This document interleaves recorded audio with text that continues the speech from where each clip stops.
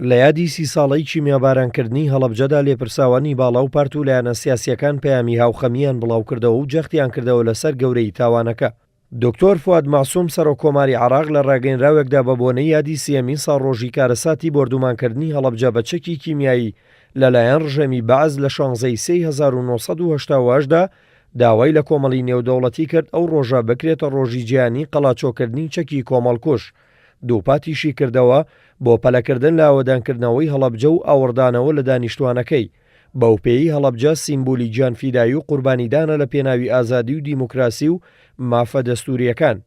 پێویست دەکات کە هەمیشە لە سەراستی نیشتیمانی و نێودەوڵەتیدا قوربانیدانی دانیشتوانی هەڵەبجە بخرێتە ڕوو بناسرێت و داواڕەواکانیان جێبەجێ بکرێت.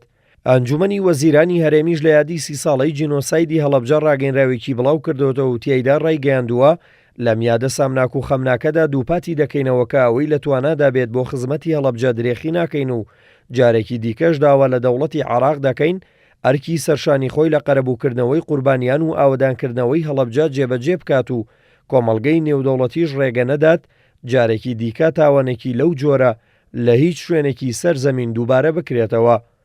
حەیدەرابادی سەرۆک وەزیرانی عێراقیش لە ڕاگەیەنراوێکدا شەیدکردنی 5,000 هاوڵاتی مەدەنی بە تاوانێکی قێزەون ناو بردووە و ڕایگەیاندووە ئەو تاوانەی حزبی باسی ڕووخاو 30 ساڵ پێش ئێستا بەرامبەرگەلی کوردەنجامیدا گوزارش بوو لە زوڵم و زۆرداری حزبی بەعس لە بەرامبەر گەلەکەی بێجیاوازی. حەیدەرابادی ئەو بۆنەشی بۆ دەرفەتێک قۆستۆتەوە کە ستایشی پێشمەرگەی کوردستان بکات لە شکستپێنانی داعش هاوشان لەگەڵ هێزەکانی دیکەی عێراق. عەبادی ئاماژەی بۆ ئەوەش کردووە خەبات و قوربانی هاوبەشمان دژی دیکتاتۆریەت لە ڕابردوو زیاتر هانمان دەدات بۆ پاراستنی ئاسایش و ئارامی بۆ هەموو عێراق و دابینکردنی مافە دەستوریەکان بۆ هەموو پێگاتەکان.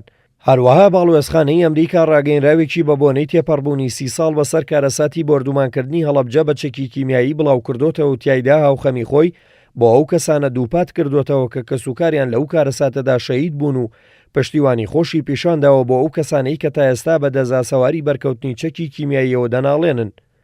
باڵوێزخانەی ئەمریکا لە عێراق سەر لە نوێ پشتیوانی خۆی بۆ عێراقێکی دیموکرات دووپات کردوتەوە، عێراقێک کە ڕێگری بکات لە دووبارەبوونەوەی کارەساتی وەک هەڵەبجە و ئاماژەی بۆ ئەوەش کردووە کە یادی کارەساتی هەڵەبجە ڕۆژی ماتەمینیە بۆ هەموو عێراقیەک.